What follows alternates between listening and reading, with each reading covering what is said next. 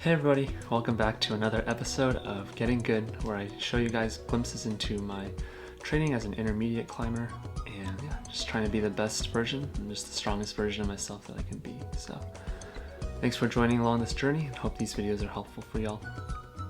Today's videos will be 2 sessions on the Tension Board 2 spray layout, which is what they have at my gym. I've been really enjoying this board. I feel like the footholds are just like outdoors, super slick and in very specific directions. So you have to be very intentional about your foot placement and the way that you're applying tension. And the holds are much crimpier. Like a lot of the holds I have to full crimp to get the best leverage on. And yeah, that's definitely something I've been working on and want to get better at. So in these videos coming up, it'll be a lot of like more moderate boulders, ranging from like V3 to around V8. Recently I've been trying to climb every single Tension Board 2 Classic at 45 degrees between V0 and V9. And I kind of set this goal for myself just to get more familiar on the board and to explore a variety of movement so I don't get stuck into just like projecting all the time. But yeah, honestly the V3s and 4s are really challenging too. Like I don't have the right foot beta, or my fingers aren't warmed up, or my lower body's not ready to activate, then yeah, even the easiest classics feel really hard. This right here is the climb that I probably had the most trouble with in this first session. It's called Tunnel Music. Yeah, that left hand pinch is just really weird. It's really fat and slopey. I feel like I have pretty small hands, so that's definitely a weakness. And also the left foot hold is really small, so I was trying some kind of gimmicky like right heel hook beta, but ultimately just decided to opt for this. You can see there I was trying to like start with the back fly position, but that kind of threw me off balance like from the get-go, where I was like kind of flicking my hips into it, allowed me to hit the hole with a better body position and not too far left already. I still cut feet on that move that time, but during my Sengo it definitely felt more controlled. Like I technically did cut, but I was able to control it much better.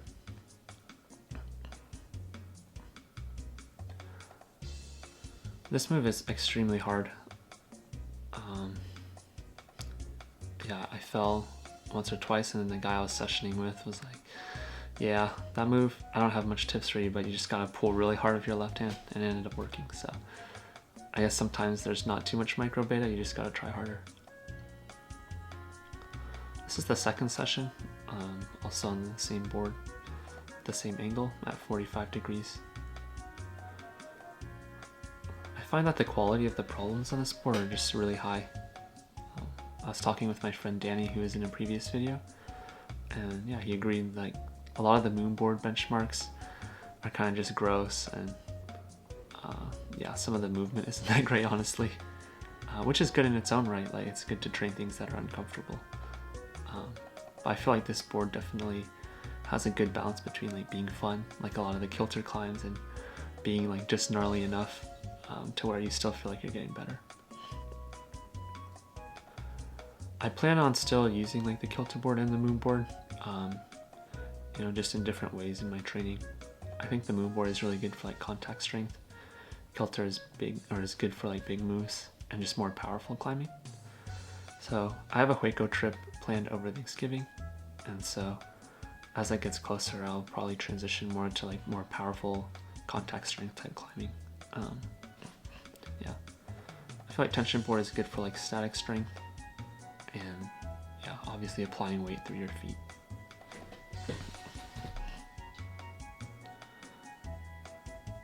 Something that I do want to get more into is like for these like quote unquote easier problems, even though like I said they're not that easy, is trying to focus on maybe like some sort of specific drill, like not adjusting or not cutting,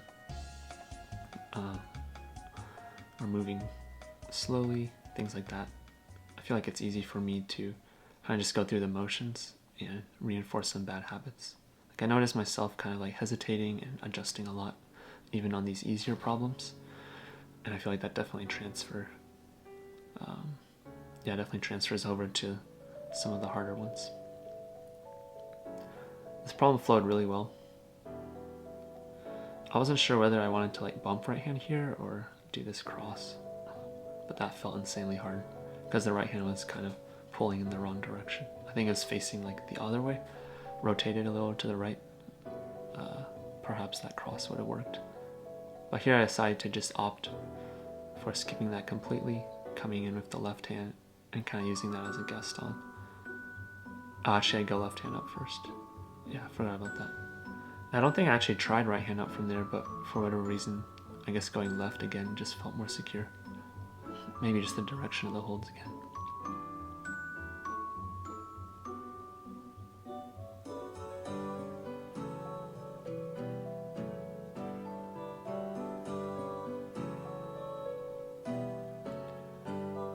Yep. So that was from the bottom. Did the same beta. Oh man, yeah. There's a lot of moves I need to redo like that. That was pretty ugly. Definitely don't need to swing as far out on that one to the undercling with the right hand. This is my flash go, so it wasn't super refined, but I definitely need to go back.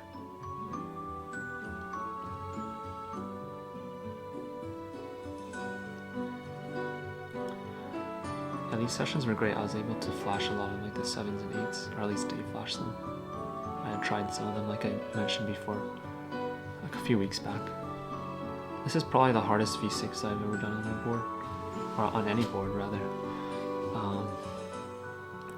Yeah, it's called Space Between V6. There's a really good tension climbing video on kind of this series. The idea is like the moves or the positions themselves aren't that hard to like hold off the holds, but I guess the space in between the moves is pretty difficult or awkward.